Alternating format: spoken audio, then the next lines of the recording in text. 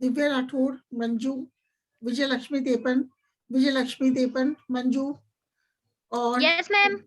हाँ बेटा दीपिका, ये भी आ गए। कनिका जैन, मुस्कान, एंड्रॉयड,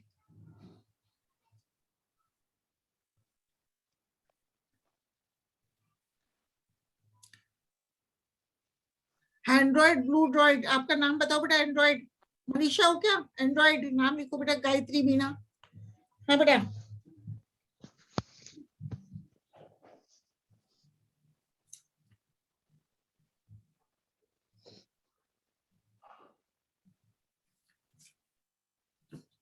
सुमन चौधरी,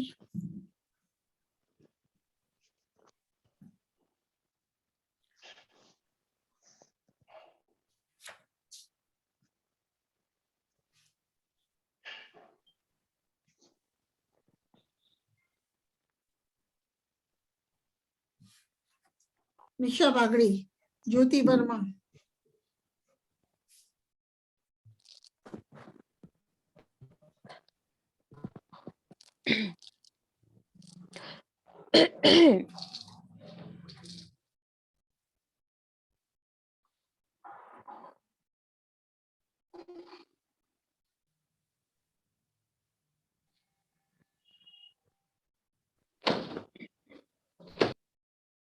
आ गए। निशा बागड़ी, ज्योति वर्मा भी आई हैं, Vijayalakshmi, Manju, Divya Rathore, Kanika Jain, Muskan, Suman Chaudhary, Gayatri Meena, Deepika, Nisha Bagri, Galaxy J5 prime.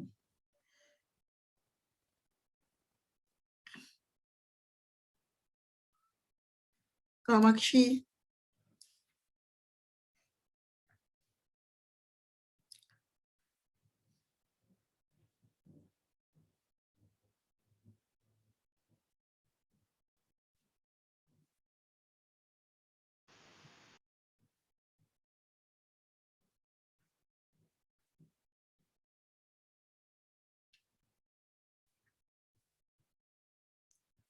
हाँ बेटा गैलेक्सी J5 प्राइम। आपका नाम बताओ बेटा, नाम लिखो।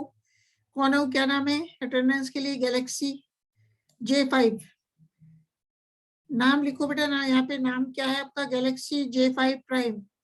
वापस बोल रही हूँ मैं, गैलेक्सी J5 प्राइम। नाम बोलो बेटा, अटेंडेंस नहीं जाएगी नहीं तो। Galaxy J5 prime. Manisha Chaudhary. क्या क्या नाम है? मनीषा चौधरी। मनीषा चौधरी।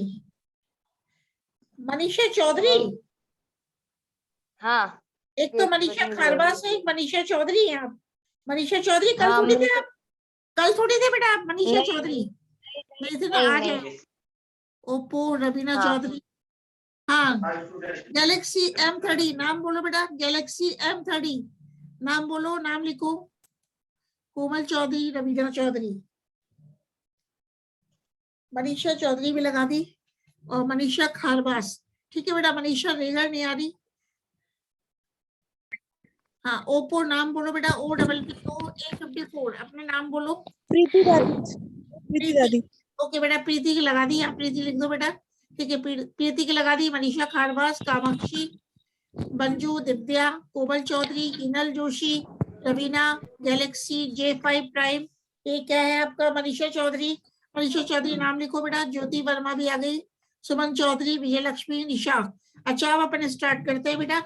ठीक है, में कल अपन ले रहे थे रिप्रोडक्शन इन पंजाब। मैम मेरी कल की लगा देना। मैं और बोल रहा है बेटा, किसकी लगानी है कल की? गायत्री मीणा की मैंने 2-5 मिनट बाद ली थी क्लास, जो नहीं लगी थी कल। अच्छा बेटा, गायत्री लगा दी मैंने अभी आपकी, गायत्री मीणा। ठीक है बेटा, कोई हाँ कल दिक्कत की भी नहीं। लगा देना। हाँ लगा दी बेटा, गायत्री मीणा लगा दी बेटा। गायत्री कल की भी लगा दी। कभी कभी हो ठीक है जाता है मैम। कनेक्शन में। हाँ बेटा, अभी अपन लेते हैं, स्टार्ट करते हैं। ठीक है, कल क्या कर रहे थे अपन? कवकों में जनन कैसे होता है, कायिक जनन कैसे होता है। तो अपना कहा था बडिंग के द्वारा, मुकुलन के द्वारा कवकों में जनन संपन्न होता है। तो इस प्रक्रिया के अंतर्गत, मतलब मुकुलन के अंतर्गत, विशेष प्रकार के एंजाइम द्वारा जनक कोशिका भित्ति का कोई सा भी हिस्सा शेष कोशिका भित्ति की तुलना में कोमल हो जाता है। अब जीव द्रव्य के दबाव के कारण यह कोमल कोशिका भित्ति एक अतिवृद्धि के रूप में उभरती है। इसे मुकुल कहते हैं, इसे बड कहते हैं। कभी कभी ये संरचनाएं एक के बाद एक श्रृंखला के रूप में पाई जाती हैं और प्रत्येक मुकुल या कलिका बड मुख्य कोशिका के रूप में कार्य करती है। तो एस्कोमाइसिडीज के कुछ सदस्यों के एस्कोस्पोर्स एवं संवर्ग बेसिडियोमाइसिडीज के कुछ सदस्यों के बेसिडियोस्पोर्स में भी ईस्ट के समान मुकुलन पाया जाता है। इसी प्रकार कायिक जनन होता है गेमी के द्वारा। तो कभी कभी कुछ सदस्यों जैसे कि सेप्रोलिग्निया, पंजाई क्या है, सेप्रोलिग्निया में कवक सूत्र के किसी भी हिस्से, कवक सूत्र के किसी भी हिस्से से एक पतली भित्ति युक्त अनियमित आकृति की मासल संरचना उत्पन्न होती है जिसे गेमी कहते हैं। और यह संरचना मुख्य तंतु से अलग होने के पश्चात जनन नलिका के द्वारा नया कवक जाल विकसित करती है। नेक्स्ट है क्लैमाइडोस्पोर्स। क्लैमाइडो बीजाणुओं के द्वारा कायिक जनन कवकों में होता है।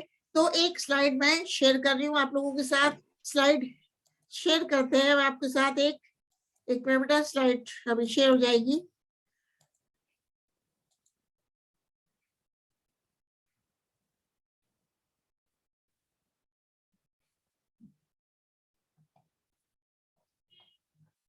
हाँ, ये स्लाइड आपको दिख रही होगी, शेयर जो कर रही हूँ मैं। तो देखो, कवकों के द्वारा मैं बता रही हूँ आपको, क्लैमाइडो बीजाणुओं के द्वारा भी जनन होता है।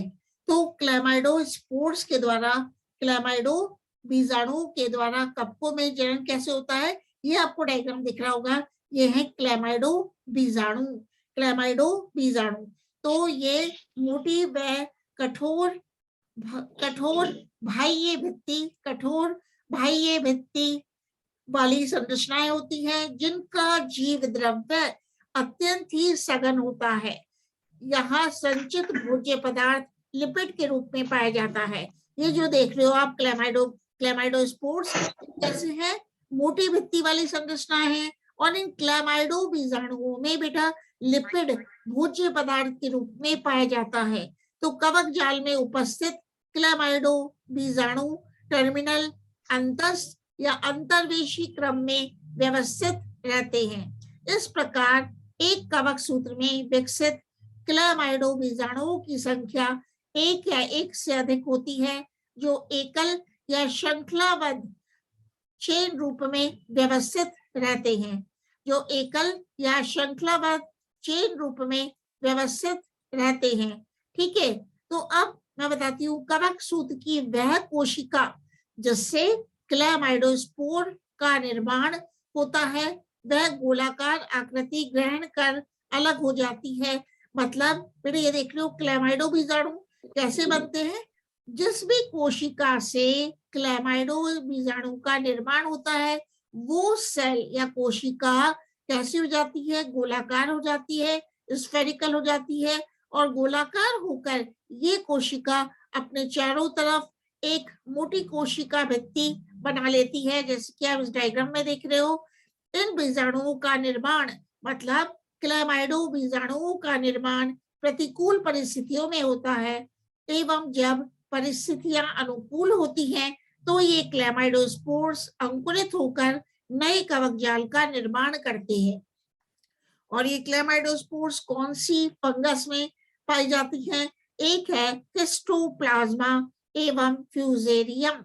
तो बेटा ये आप देख रहे हो कायिक जनन संरचनाएं, क्लैमाइडो बीजाणु का स्ट्रक्चर। और ये जो क्लैमाइडो बीजाणु हैं जो आपको दिखाई दे रहा होगा, ये अनफेवरेबल कंडीशंस, प्रतिकूल परिस्थितियों में बनते हैं। और जब कंडीशंस फेवरेबल होती हैं, जब परिस्थितियां अनुकूल होती हैं, तो ये क्लैमाइडोस्पोर्स, क्लैमाइडो बीजाणु अंकुरित होकर फंगस का, कवक का नया कवक जाल बनाते हैं। इसी प्रकार बेटा ओइडिया के द्वारा और एक है आर्थ्रोस्पोर्स के द्वारा भी कायिक जनन कवकों में होता है। आर्थ्रोस्पोर्स को हिंदी में कहते हैं बेटा संधि बीजाणु। तो इस प्रकार की संरचनाओं के निर्माण में किसी कवक सूत्र की दो कोशिकाएं जो कि पास पास व्यवस्थित होती है या पास पास अवस्थित होती है, इसके परिणाम स्वरूप ये कोशिकाएं अलग होकर संधि बीजाणु बनाती है। मतलब इस प्रकार की आर्थ्रोस्पोर्स की संरचनाओं के निर्माण में किसी कवक सूत्र की दो कोशिकाएं जो कि पास पास अवस्थित होती हैं अलग होकर आर्थ्रोस्पोर्स बनाती है। जैसे कि आर्थ्रोस्पोर्स कौन सी कवक में पाए जाते हैं? कवक का नाम है जियोट्राइकम, जियोट्राइकम कैंडिडम। अब है ओइडिया द्वारा। तो ये देखो बेटा, ये फिगर में आपको दिख रहा होगा ओइडिया, मैं घुमा रही हूँ। ये ओइडिया के द्वारा भी या आइडिया के द्वारा भी कवकों में कायिक जनन होता है। तो आइडिया क्या है, ओइडिया क्या है? एक मिनट, हेमलता आई है, इनको एडमिट कर देते हैं। हाँ, ओइडिया के द्वारा भी कवकों में क्या होता है? कायिक जनन होता है। तो ओइडिया क्या है? ये विशेष प्रकार की बीजाणु संरचनाएं हैं जिनकी आकृति आर्थ्रोस्पोर्स संधि बीजाणु के समान होती है। तो ओइडिया के निर्माण में सबसे पहले कवक सूत्र पर एक फ्लास्क की आकृति का उभार उत्पन्न होता है और यह उभार लंबा होकर एक नलिका की आकृति ग्रहण कर लेता है एवं एक आधारीय पट के द्वारा यह संरचना कवक सूत्र से अलग हो जाती है। अब इसका ऊपरी सिरा सुदीर्घित हो जाता है और इसे ओइडियम कहते हैं। तो देख लो आप, डिफरेंट ओइडिया बन रहे हैं, डिफरेंट ओइडिया बन रहे हैं। तो इस प्रकार पट निर्माण द्वारा ये निरंतर तलाभिसारी क्रम बेसिपिटल सक्सेशन में बनते रहते हैं। तो अपन देख रहे हैं क्या हो गया अपना कंप्लीट, किस तरह से कायिक जनन होता है किसमें? फंजाई में। अब इंग्लिश मीडियम वालों के लिए भी एक स्लाइड में शेयर कर देती हूँ, ठीक है, उसको भी देखना। फंजाई में reproduction, asexual reproduction in fungi कल अपन कर रहे थे, तो उसके लिए भी आपको बता देते हैं कि क्या कैसे होता है। मतलब फंजाई में पहले तो how the vegetative reproduction occurs in fungi. तो first of all for the English medium मैंने इसको पीडीएफ भी भेज दिया था। Reproduction, this is the reproduction in fungus. तो formation of new progeny by vegetative asexual or sexual methods is called as reproduction. Now the various types of reproduction occur in fungi. First of all, the reproduction is vegetative reproduction. कौन सा reproduction है? First of all, the vegetative reproduction. तो अपन बात करते हैं fragmentation.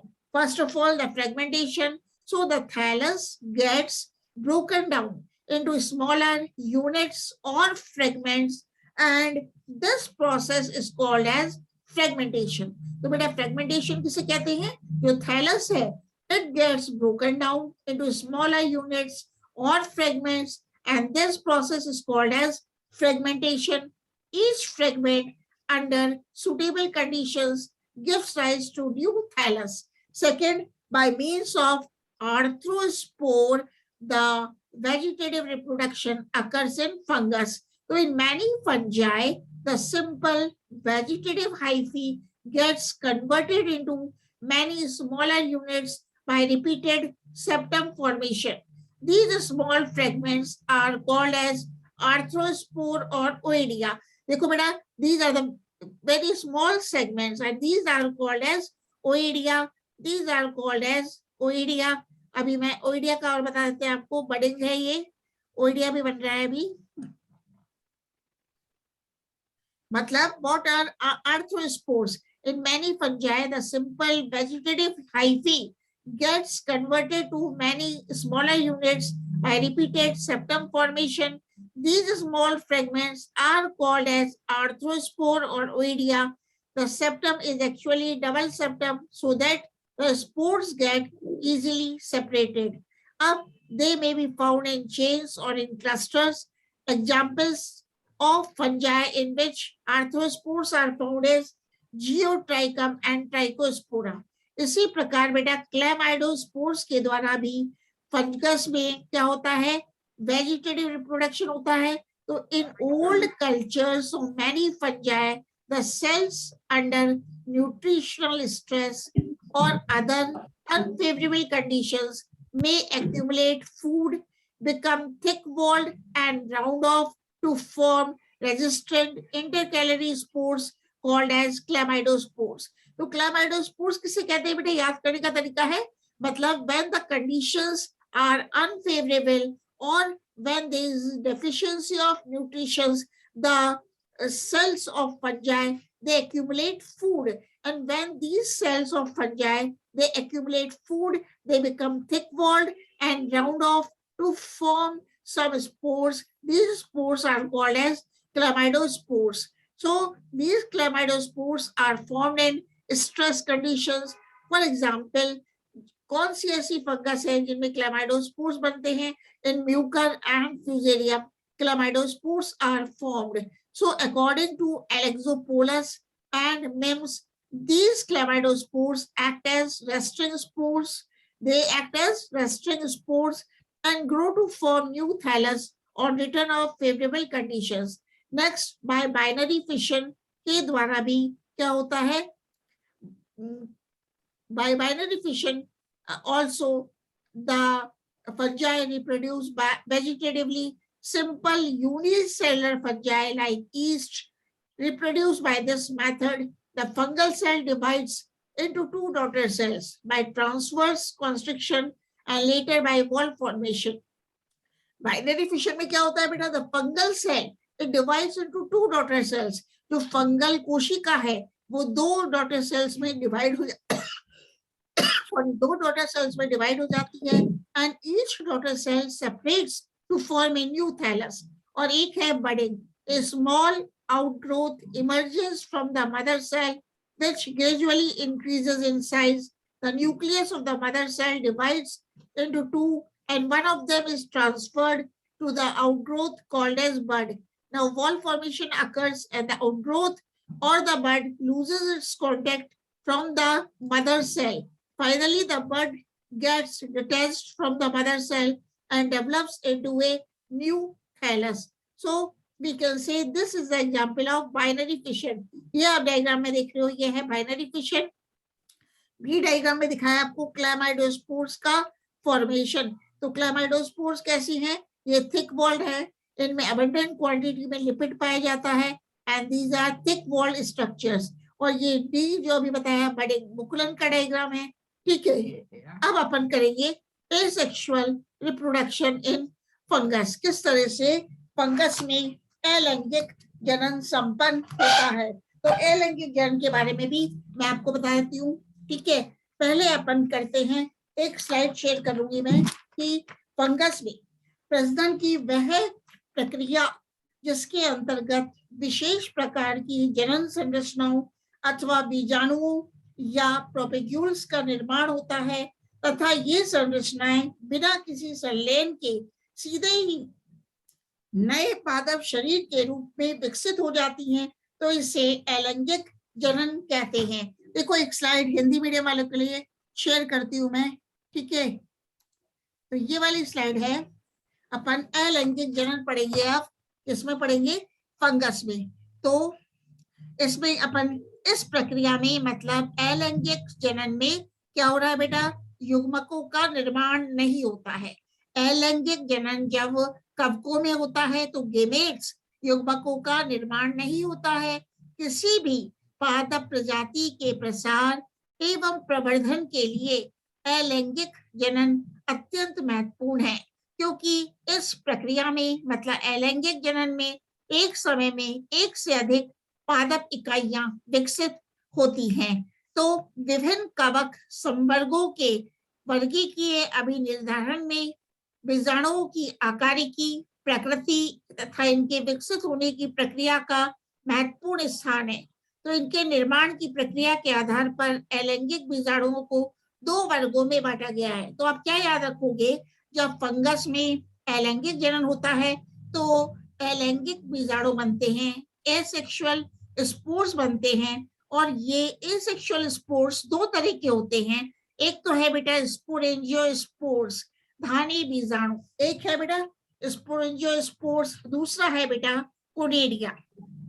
तो दो तरह के स्पोर्स फंगस में बनते हैं, एक है स्पोरेंजियोस्पोर्स। तो सबसे पहले ये देखना चल बीजाणु धानियां, ये स्पोरेंजियोस्पोर्स है, ठीक है।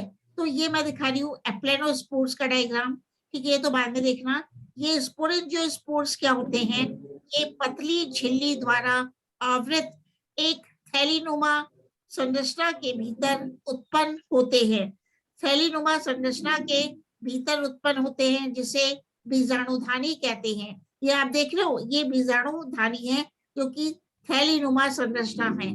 तो स्पोरेंजियोस्पोर्स पतली झिल्ली द्वारा आवृत एक थैलीनुमा संरचना के भीतर उत्पन्न होते हैं, जिसे बीजाणुधानी कहते हैं। ये बीजाणुधानी एक ऊर्ध्व संरचना बीजाणुधानीधर पर विकसित होती है। देखो ये है स्पोरेंजियोस्पोर, स्पोरेंजियोफोर। ये जो बीजाणुधानी है, इसका ये जो बीजाणुधानी है मतलब स्पोरेंजियम किस पर विकसित हो रहा है, बीजाणुधानीधर पर विकसित होता है। और यह बीजाणुधानी एक ऊर्ध्व संरचना बीजाणुधानीधर पर विकसित होती है। एक प्रारूपिक बीजाणुधानी बहुकेंद्रीय संरचना होती है। ये देख रहे हो, इसमें बहुकेंद्रीय संरचना होती है, मतलब स्पोरेंजियम इज मल्टीन्यूक्लिएट, इट इज मल्टीन्यूक्लिएट। ये कैसी संरचना है, मल्टीन्यूक्लिएट है, बहुकेंद्र की संरचना होती है, जिसकी अंतर वस्तुएं विदलन, क्लीवेज एवं रूपांतरण के द्वारा असंख्य एक केंद्रीय बीजाणु बनाती हैं। इस तरह निर्मित होने वाले बीजाणु दो प्रकार के होते हैं, चल बीजाणु या अचल बीजाणु। बेटा आप देखते हो दो प्रकार के बीजाणु बनते हैं, एक तो है चल बीजाणु, चल बीजाणु को आप क्या कहोगे, जूस्पोर्स। एक बनते हैं अचल बीजाणु, ये हैं एप्लेनोस्पोर्स। तो जो डायग्राम आपको ए दिख रहा है, तो ये है अचल बीजाणु जो कि अचल बीजाणुधानी के अंदर बन रहे हैं। और बी डायग्राम में आप देखोगे ये चल बीजाणुधानी के अंदर चल बीजाणु का निर्माण हो रहा है, जो स्पोर्स का निर्माण हो रहा है। तो अपन आगे देखते हैं अलैंगिक जनन कवकों में कैसे संपन्न होता है, चल बीजाणु जो स्पोर्स के द्वारा। अब आप ये क्या याद रखोगे, जैसे मैंने पहले दिखा देती हूँ, कवकों के विभिन्न वर्गों में चल बीजाणु, एक है काइटिडियोमाइसीटीज में जैसे है क्लास है, उसमें केवल एक ही फ्लैजिलम पाया जाता है। इसी प्रकार बेटा बी डायग्राम में देखो, हाइपोकाइटिडियोमाइसीटीज में भी एक ही फ्लैजिलम पाया जाता है, लेकिन इस कशाभिका पे हेयर होते हैं, मतलब मस्टिगोनियम्स पाए जाते हैं। इसी प्रकार दिखाया है सी डायग्राम में ओबाइसिटीज, जिसमें कि दो फ्लैजिला पाए जाते हैं, एक तो है टेंसल, एक है विप्लैश। इस डायग्राम में भी देखो डी डायग्राम में प्लाज्मोडियोफोरोमाइसीटीज में दो कशाभिका हैं, एक तो ऊपर की ओर है जो कि टेंसल फ्लैजिलम है, एक नीचे की ओर है जो कि विप्लैश फ्लैजिलम है। तो अपन देखते हैं जब फंगस में, जब कवकों में क्या होता है, अलैंगिक जनन होता है, तो वो चल बीजाणुओं के द्वारा होता है। ये चल बीजाणु कशाभिका युक्त संरचनाएं होती हैं जो जलीय कवक प्रजातियों व फाइकोमाइसीटीज क्लास के सदस्यों में निर्मित होती हुई देखी जा सकती हैं। मतलब जो स्पोर्स क्या है बेटा, चल बीजाणु जो स्पोर्स में कशाभिकाएं पाई जाती हैं, और ये चल बीजाणु जलीय कवक प्रजातियों में पाई जाती हैं, और ये चल बीजाणु जिन संरचनाओं में विकसित होते हैं उनको चल बीजाणुधानी कहते हैं। तो अब याद क्या रखोगे, तो चल बीजाणु हैं, चल बीजाणुधानी में विकसित होते हैं। जो spores they develop in zoosporangium and these zoospores are flagellate structures, and these zoospores are found in aquatic fungal species. The zoospores are flagellate structures. These zoospores are found inside zoosporangium, and these zoospores are found in aquatic fungal species. मतलब चल बीजाणु zoospores चल बीजाणुधानी जूस्पोरेंजियम में विकसित होते हैं। तो एक प्रारूपिक चल बीजाणुधानी कैसी होती है, चल बीजाणुधानी अंडाकार होती है, गोलाकार होती है, यह नाशपाती के आकार की या बेलनाकार संरचना होती है। मतलब the ज़ूस्पोरेंजियम may be oval or it may be spherical or it may be pyriform or cylindrical in shape. It may be pyriform or cylindrical in shape. तो जो चल बीजाणुधानी है अंडाकार होती है, गोलाकार होती है, नाशपाती के आकार की होती है या बेलनाकार होती है, जो लंबवत रूप से या ऊर्ध्व दिशा में वृद्धि कर रहे कवक सूत्रों के ऊपरी सिरों पर विकसित होती है। तो क्लास फाइकोमाइसीडीज के गण पेरिनोस्पोरेल्स के सदस्यों में आशुपाती चल बीजाणुधानी विकसित होती है, जिसमें विकसित बीजाणु नम वातावरण में तो सामान्य चल बीजाणुओं के समान व्यवहार करते हैं, लेकिन शुष्क वातावरण में इनका व्यवहार अचल बीजाणुओं के समान होता है। बेटा एक क्लास है, क्लास का नाम क्या है? फाइकोमाइसीडीज। और इस फाइकोमाइसीडीज में एक गण को, एक ऑर्डर को सम्मिलित किया गया है और उस गण का नाम है पेरिनोस्पोरेल्स। तो इस पेरिनोस्पोरेल्स में कवक के जो भी फंगल मेंबर्स हैं वो क्या, उसमें क्या होता है? उसमें कैडुकस ज़ूस्पोरेंजियम विकसित होती है, आशुपाती चल बीजाणुधानी विकसित होती है। इसका मतलब क्या है? मतलब जो बीजाणु है नम वातावरण, जब वातावरण नम होता है तो बीजाणु सामान्य चल बीजाणुओं के समान व्यवहार करते हैं। मतलब जब वातावरण नम होता है, मॉइस्ट वातावरण होता है, मॉइस्ट क्लाइमेट होता है, नम अत्यधिक नमी होती है वातावरण में, तो जो बीजाणु हैं वो चल बीजाणुओं ज़ूस्पोर्स के समान व्यवहार करते हैं। लेकिन जब वातावरण शुष्क हो जाता है तो ये जो बीजाणु हैं वो अचल बीजाणुओं के समान, एप्लेनोस्पोर्स के समान व्यवहार करते हैं तथा इनके अंकुरन से एक जनन नलिका विकसित होती है। तो चल बीजाणु कवक प्रजातियों में निम्न प्रकार के पाए जाते हैं। एक देखो बेटा, चित्र ए दिखा रही हूँ, यूनिफ्लैजिलेट, एक कशाभिकी चल बीजाणु, यूनिफ्लैजिलेट ज़ूस्पोर्स। तो देखना बेटा, ए डायग्राम है यूनिफ्लैजिलेट ज़ूस्पोर, ठीक है। दूसरे डायग्राम है एंटीरियर यूनिफ्लैजिलेट ज़ूस्पोर, अग्रस्ट मैं बता रही हूँ, उसको एरो देखना, अग्रस्ट एक कशाभिकी चल बीजाणु। तो एक कशाभिकी चल बीजाणु यूनिफ्लैजिलेट ज़ूस्पोर्स, इन चल बीजाणु संरचनाओं के केवल एक प्रतोद या चाबुक प्रकार की कशाभिका पश्चज भाग में अवस्थित होती है। तो देखो पश्चज भाग मतलब पोस्टीरियर पोर्शन में केवल एक ही कशाभिका पाई जाती है जो कि विप्लैश फ्लैजिलम है। तो यूनिफ्लैजिलेट ज़ूस्पोर्स क्या होते हैं? इन ज़ूस्पोर्स इन चल बीजाणु संरचनाओं के केवल एक प्रतोद या चाबुक प्रकार की कशाभिका पश्चज भाग में पाई जाती है, जैसे कि सिनकाइट्रियम। सिनकाइट्रियम क्या है? कवक है जिसमें यूनिफ्लैजिलेट ज़ूस्पोर्स पाए जाते हैं। इस प्रकार के चल बीजाणुओं की आकृति टेडपोल के समान या नाशपाती जैसी होती है। या कैसी होती है? नाशपाती जैसी होती है। बेटा एक मिनट, इन्होंने कितना लंबा दिया है? एक मिनट बोलना बेटा। 759 F4E19 कौन है? नाम बोलो बेटा। 759, हाँ बेटा आपका नाम बोलो अटेंडेंस के लिए। ये 759 नहीं चलेगा, F4E19। क्या क्या नाम है आपका? नाम बोलो बेटा अटेंडेंस के लिए आपका। मैं वापस वो कर रही हूँ, आपका 759 F4E19। नाम बोलो बेटा, आपका नाम बोलो। नाम नहीं बोलोगे तो अटेंडेंस कैसे लगेगी बेटा? फिर तो एब्सेंट माने जाओगे। क्या मेरी स्क्रीन पे दिख रहा है? 759, मैं नोट कर रही हूँ आपका 759 F4E19 तो स्क्रीन पे दिखाई दे रहा है। ये अभी तक तो एब्सेंट ही है जब तक कि ये नाम नहीं बोल देते, ठीक है। अब मैं एक आपको स्लाइड इंग्लिश में भी शो कर रही हूँ रिप्रोडक्शन की, ठीक है।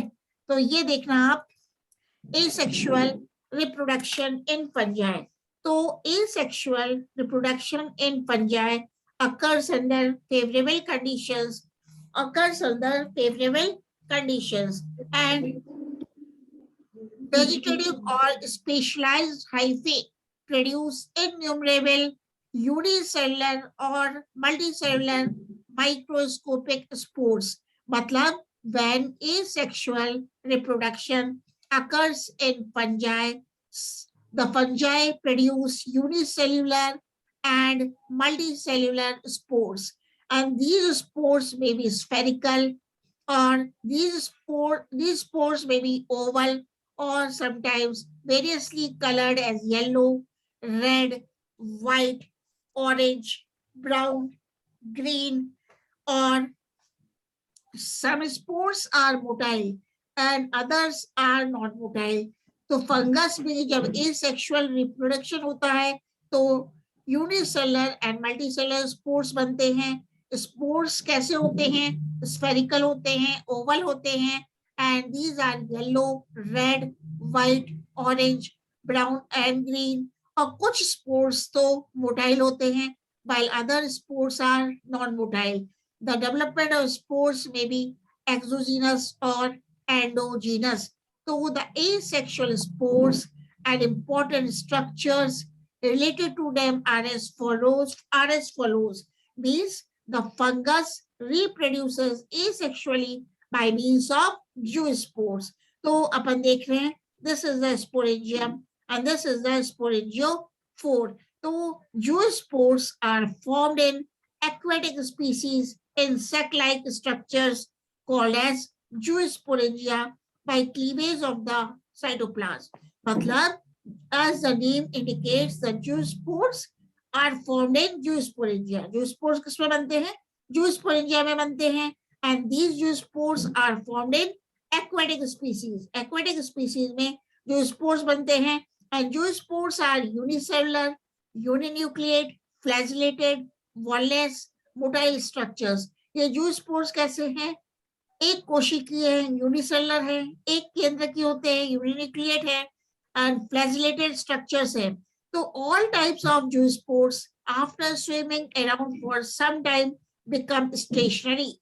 कुछ ये जो zoospores है बेटा, they swim in water for some time, and then after swimming in water for some time, these spores or the zoospores, they become stationary and they lose their flagella and encyst themselves and become spherical. So the zoospores germinate to form the germ tube, which develops into mycelium.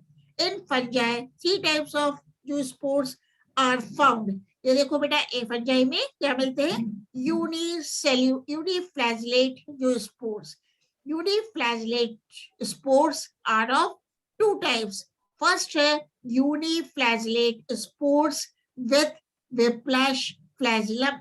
The flagellum is posterior in position. ये देख लो, the flagellum is posterior in position. Flagellum is, ये वाला देख लो, the diagram is A. मैं arrow घुमा रही हूँ.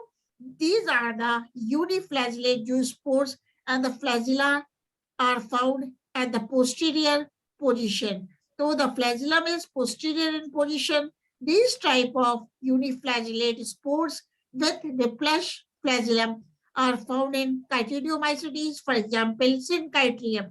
Syncytium नामक फंगस में पाए जाते हैं. Second is the uniflagellate spores with tinsel flagellum. ये देखना बेटा, B डायग्राम, uniflagellate है, लेकिन they have got the tinsel. Tinsel का मतलब है they have got the hair or mastigonemes, as you see in the diagram. So this single flagellum is anteriorly inserted and is of tinsel type. So uniflagellate zoospores with tinsel flagellum are found in the class Hypochytridiomycetes, and the example of the fungus is Rhizidiomyces. या Rhizidiomyces. अब है biflagellate zoospores. इसमें देखना, the flagella in these zoospores are inserted posteriorly or anteriorly. So these are the biflagellate zoospores. आप C diagram में देख रहे हैं, these are the biflagellate zoospores. So in biflagellate zoospores, two flagella are found. One of the flagellum is whiplash and the other flagellum is of tinsel type. Example is albugo or phytophthora. Example is albugo और phytophthora. तो मैं क्या बता रही हूँ आपको, जो spores इसके बारे में, बाइफ्लैजिलेट जू spores. In biflagellate zoospore, the flagella in these zoospores are inserted laterally or anteriorly. For example, in albugo phytophthora. हाँ बेटा 10:05 हुए हैं. अब बताओ कोई आपको कोई क्वेश्चन पूछना हो तो पूछ सकते हो बेटा. Any question from anyone side? हाँ बेटा, ये IZZMJA अपना नाम बताओ. मैं अटेंडेंस कैसे लगाऊंगी? IZZMMJA अपना नाम बताओ बेटा. नाम नहीं बताओगे तो अटेंडेंस कैसे लगेगी? ये समझ में मुझे भी नहीं आ रहा. आप बताओ नाम.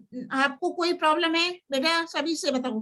First year. हाँ, आरती, खुशी, कामाक्षी, निशा बागड़ी, दीपिका, दिव्या राठौर, रवीना, गैलेक्सी, रवीना चौधरी, हिरल जोशी, हेमलता, कृष्णा भगत, विजय लक्ष्मी, गायत्री मीणा. कोई क्वेश्चन है? कोमल चौहान, कणिका जैन, कामाक्षी, खुशी, कविता, आरती चौधरी, दिव्या, निशा बागड़ी.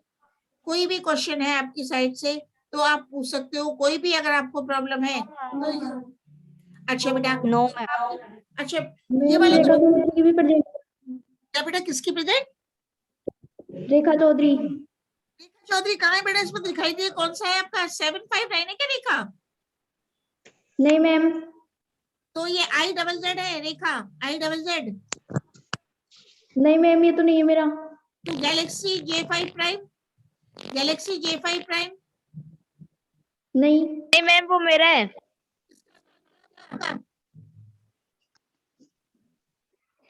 अच्छा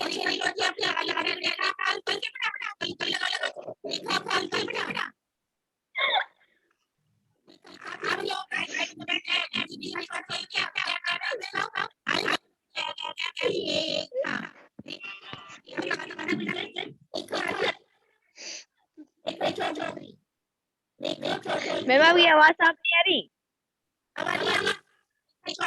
नहीं आ रही. नहीं.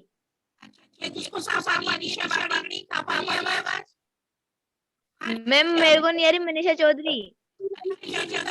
बिल्कुल भी साफ नहीं है. क्या बोल रही है मैम? किसी को नहीं आ रही है. मैम आवाज नहीं आ रही साफ. मैम आपकी आवाज फट रही है. लग रही है कि आई नहीं रही. डाउट क्या है तुमको? ये बोलो ना. डाउट यही मैम, आवाज नहीं आ रही. आवाज आई तब तो डाउट भी पूछे. नहीं आ रही मैम, आवाज नहीं आ रही. अभी भी नहीं आ रही. पहले तो थोड़ी बहुत आ रही थी, अब तो बिल्कुल नहीं आ रही.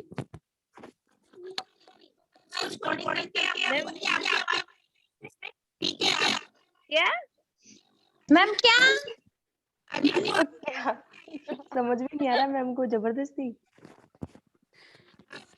मैम कुछ समझ में नहीं आ रहा. कुछ भी आवाज नहीं आ रही. मैम म्यूट करना होगे. मैम आवाज नहीं आ रही. मैम म्यूट हो गए. म्यूट हटाओ ना. नहीं आ रही. मेरे क्लास को डिस्टर्ब मत कर तू.